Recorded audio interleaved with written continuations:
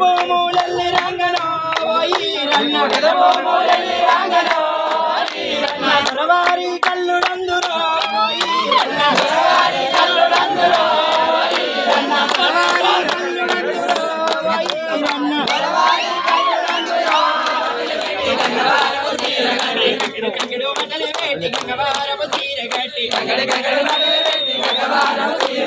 రాళ్ళ భూమి నడవలేకనో బతురమ్మ రాళ్ళ భూమి నడవలేకనో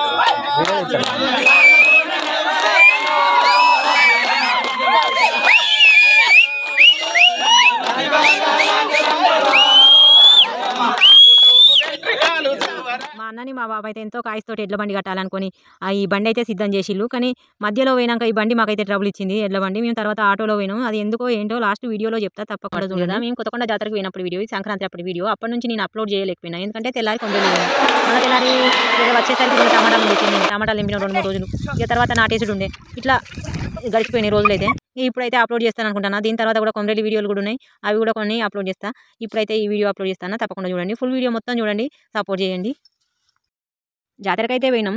ఎంత పబ్లిక్ ఉన్నదంటే ఉష్కపోతే రాలకుండా ఉన్నారు. అంతా యూత్ పిల్లలే ఉన్నారు అక్కడ. ఉష్కపోతే రాలకుండా ఉన్నారు జనాలు. ఇప్పుడు దర్శనం అవుతుందా ఇవ్వాలా అనుకున్నంత జనం. జాతరను చూడడానికి వచ్చిన వాళ్ళే ఎక్కున్నారు కానీ దేవుని మొక్కే వాళ్ళైతే తక్కువనే ఉన్నారు. అంత జనాలు ఏమీ లేరు అనుకోకండి. ఇక్కడ నేను చూపెట్టిన కాడ జనాలు లేరు కానీ మాకైతే ఫస్ట్ బండే రానియలేదు లోపలికి ఆటోని. ఎట్లాంటి బండ్లనైనా లోపలికి ఎంట్రీ లేదు. గుడి దగ్గరికి బయటికి ఊళ్ళోకే ఉంది కానీ గుడి కాడికి అయితే ఎంట్రీ లేదు. ఆడ ఏదో రిక్వెస్ట్ ఎంబడైతే ఈ గుండంలో నీళ్ళు అయితే తల మీద కలుపుకొని అయితే వెళ్తున్నారు అందరు గుడిలోకి.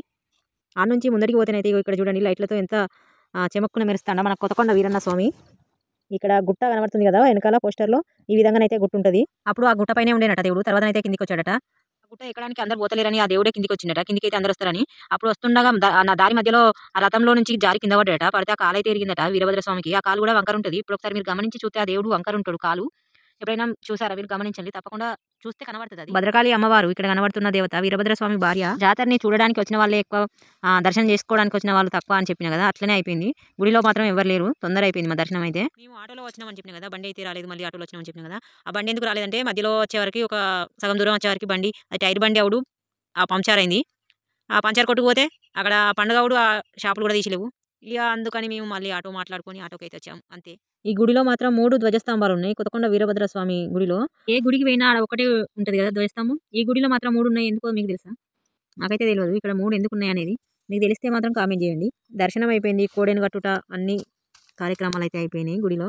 ఇక మేమైతే బయటకు వస్తుండగా ఇక్కడ ప్రభలు అని తీస్తున్నారు వీళ్ళు. మేమైతే ఎప్పుడు చూడలే, ఈసారి చూసినాం. ఈడ కొందరు అయ్యగారులు కనబడుతున్నారు కదా, వీళ్ళు చేసేది ప్రభలు అంటారట. ఇక్కడ చేసే కార్యక్రమం వీరభద్ర స్వామికి భద్రకాళి మాతకి ప్రభలు తీపుతా అంటారట. వాళ్ళైతే అదే కార్యక్రమం చేస్తున్నారు. మీకు తెలుసా ఈ ప్రభలు అంటే ఏంటో తెలుసా?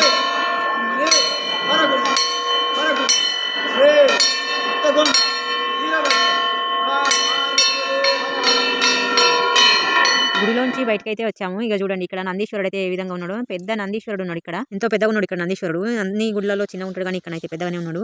ఇక మేము ఆంచలి జాతరకైతే మొత్తం చూడడానికి అయితే జాతర అయితే తిరుగుతున్నాం. ఇక్కడికి వచ్చే వరకు రంగురత్నాలు అయితే అన్ని ఆఫ్ చేసిళ్ళు. ఒకటే రంగురత్నం అయితే తిరుగుతుంది. అన్ని బంద్ చేసిళ్ళు. చూడండి అంతటా బంద్ చేసి ఉన్నాయి. ఇది ఒకటైతే ఆన్ లో ఉంది. దీనికైతే పెద్ద లైన్ అయితే కట్టిళ్ళు. ఇక్కడ జరిగి కట్టపొడుగు అయితే కట్టిళ్ళు. పిల్లలు అయితే ఎక్కుదామన్నంత ఊలుగా వచ్చిళ్ళు కానీ ఆ మందిని చూసి మళ్ళీ ఈ ఒక్కదానికే చాలా మంది ఉన్నారు కదా, సపరేట్గా పోదాం పని అయితే మళ్ళీ ఇంటికి వెనకకే పోయినాం. మా బండి దగ్గరికి అయితే పోయినాం. అక్కడికి పోయేసరికి ఎడ్ల బండ్లు వచ్చినాయి. చాలా బండ్ల దాకా వచ్చినాయి. ఆ బండ్లు అయితే ఆ బండ్లకు అయితే ఒక్కొక్క బండికి సౌండ్ బాక్సులు, డీజే బాక్సులు, లైట్లు, బండి గీరెలకు కూడా లైట్లు పెట్టుకుని వచ్చిళ్ళు. వాళ్ళైతే ఎంతో కష్టపడి ఆ 2-3 రోజుల ముందు నుంచి ప్రిపేర్ చేసుకొని రావచ్చు. చాలా 70 పైనే వచ్చినాయి అనుకుంటున్నాను నేనైతే.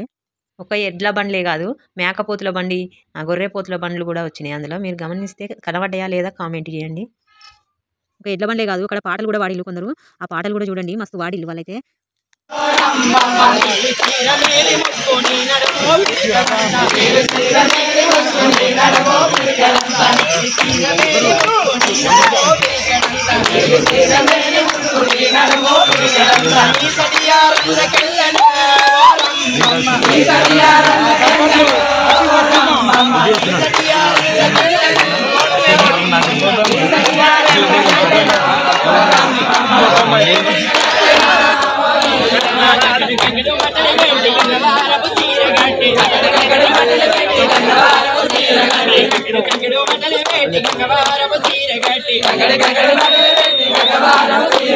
రాళ్ళ భూమి నడవలేకనో బతురమ్మ, రాళ్ళ భూమి నడవలేకనో పాల భూమి నడవలేకనో